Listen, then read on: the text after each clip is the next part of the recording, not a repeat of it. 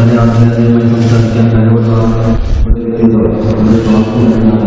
ആ കാര്യത്തിൽ അവർ തത്വമില്ല സ്വാമിയെ സാക്ഷാത്കാരം നിങ്ങളെല്ലാവരെയും അതുപോലെ ആണെന്നറിയുന്നു. അതുപോലെ തന്നെ സ്വാമിയുടെ വാക്കുകളെ നിങ്ങളെല്ലാവരും സ്വാമിജി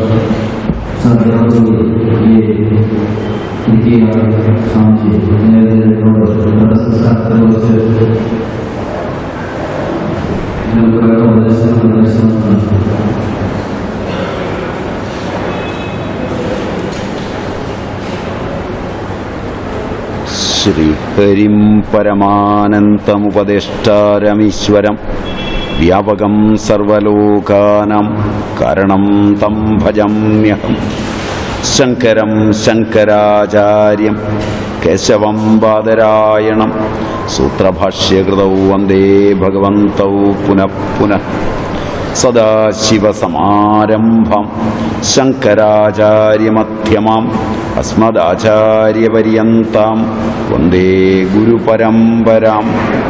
ബോധാനന്തം ച കല്യാണം ലാനന്തമാത്മജം സച്ചിദാനന്തമാത്മജം ച്യുതാനന്തഗുരും. അമൃതാത്മാക്കളെ,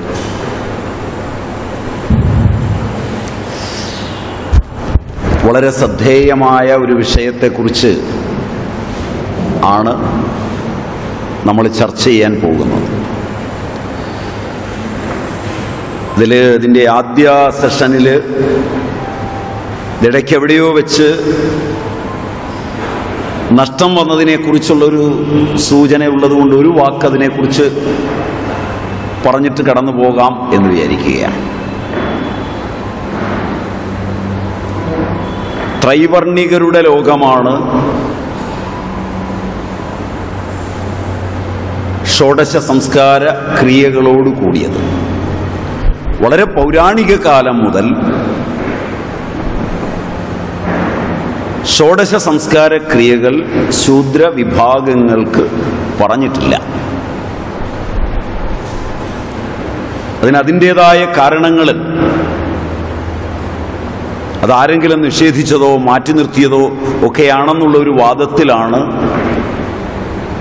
ജനങ്ങളെ ഭിന്നിപ്പിക്കുന്ന ആധുനിക ചിന്തകൾ പലപ്പോഴും കടന്നു പോകുന്നത്.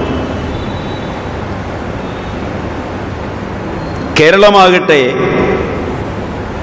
ഭാരതത്തിൻ്റെ ഇതര ഭൂവിഭാഗങ്ങളിൽ നിന്ന് കാലാവസ്ഥ കൊണ്ടും ജീവിത രീതി കൊണ്ടും ആഹാര നിയമങ്ങൾ കൊണ്ടും വേറിട്ട് നിൽക്കുമ്പോൾ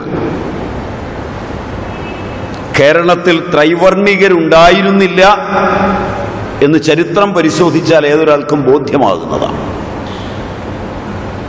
ത്രൈവർണികരെല്ലാം ബ്രാഹ്മണർ, ക്ഷത്രിയർ, വൈശ്യർ, ഇതിലെ ഗോത്രങ്ങൾ ഏതെങ്കിലുമൊക്കെ കേരളത്തിൽ ഇന്നുണ്ടെങ്കിൽ അവരെല്ലാവരും തന്നെ വെളിയിൽ നിന്ന് വന്നിട്ടുള്ളവരാണ്.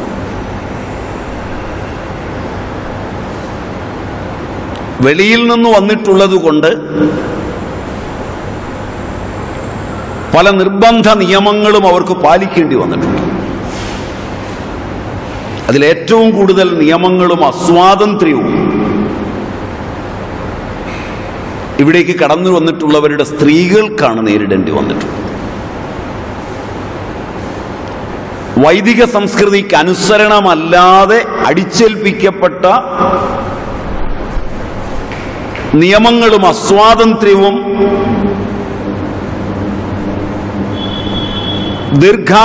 ദീർഘകാലാനുസാരിയായി അടിച്ചമർത്തപ്പെട്ടപ്പോൾ അത് പൊട്ടിപ്പുറപ്പെട്ടതിൻ്റെ ഫലമാണ് ഇന്ന് സംസ്കാര കർമ്മങ്ങൾ അത് നടത്തിപ്പോന്നിടത്തും ഇല്ലാതായത്. ഒരു ദേശാന്തര യാത്രയിൽ സ്ത്രീകളെയും കൊണ്ട് യാത്ര ചെയ്യുക, വിധിപൂർവം ജീവിക്കുന്ന സ്ത്രീകളെയും കൊണ്ട് യാത്ര ചെയ്യുക, അത് സാധാരണമല്ലാതെ വന്നപ്പോൾ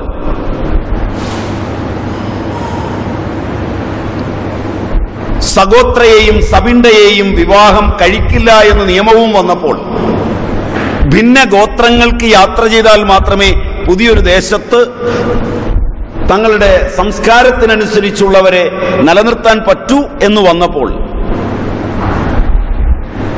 ഭിന്ന ഗോത്രങ്ങളിൽ നിന്നുള്ള ചുരുക്കം സ്ത്രീകളെ കൊണ്ടുവന്ന് രാജാക്കന്മാരുടെ താല്പര്യം സംരക്ഷിച്ച് ഒരു ജനതയെ സംസ്കാരമുള്ളവരാക്കിയെടുക്കുവാൻ ശ്രമിച്ചതിന്റെ പരിണാമമാണ്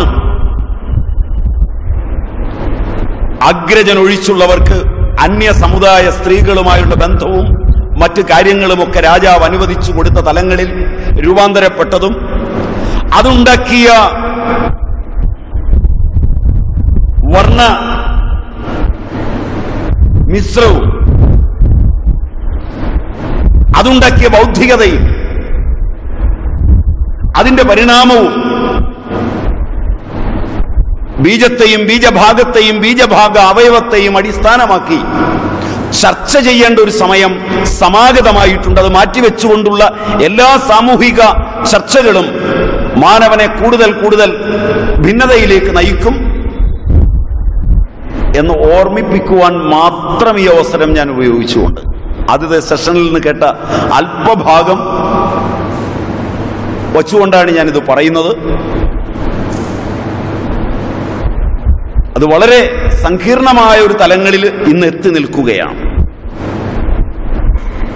അവിടെ ഇതര സമൂഹങ്ങൾക്കെല്ലാം സംസ്കാരക്രിയകൾ രൂപാന്തരപ്പെടുത്തുമ്പോൾ വ്യത്യസ്തങ്ങളായ തൊഴിലുകൾ, വ്യത്യസ്തമായ ജീവിത രീതികൾ, ഇവയുടെയൊക്കെ അടിസ്ഥാനത്തിൽ ഇന്ന് ജനാധിപത്യ പ്രക്രിയക്കകത്ത് തന്നെ ഉത്തമ ബ്രാഹ്മണ്യത്തിന് പോലും ഈ സംസ്കാര കർമ്മങ്ങളെ ഉൾക്കൊള്ളാൻ പറ്റുമോ എന്ന് ആലോചിച്ചും നല്ല പോലെ പഠിച്ചും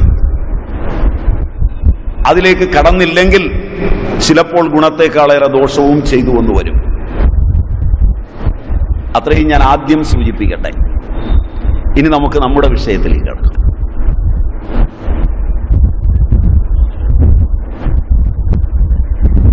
ഭാരതത്തെ സംബന്ധിച്ചിടത്തോളം പരമപ്രമാണം വൈദികയാണ്.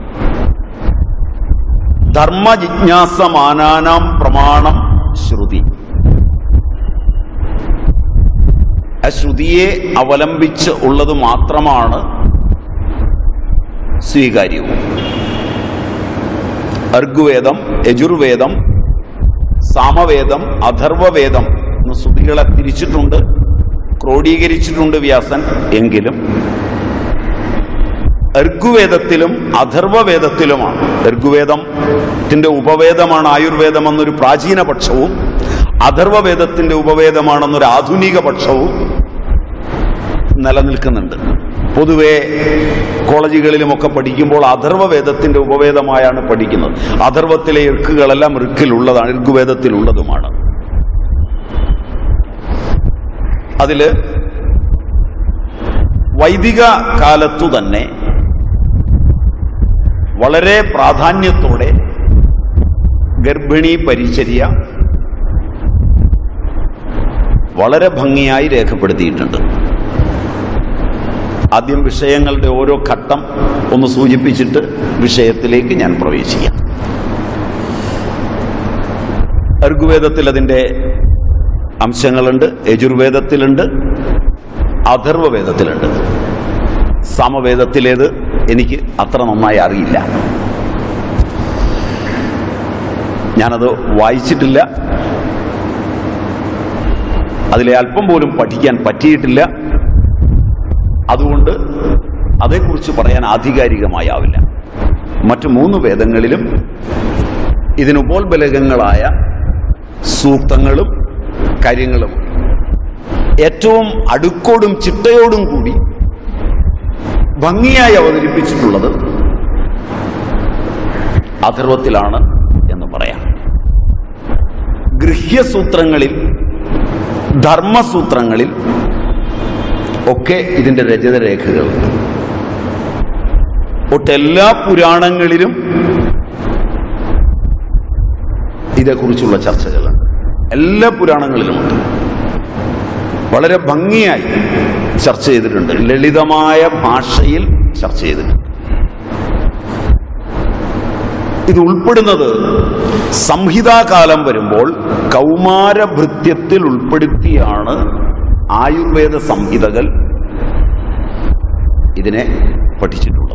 ഗർഭാധാനം മുതലുള്ള കാര്യങ്ങൾ, ഗർഭിണി പരിചര്യയുമെല്ലാം 20-ാം നൂറ്റാണ്ട് മുതലാണ്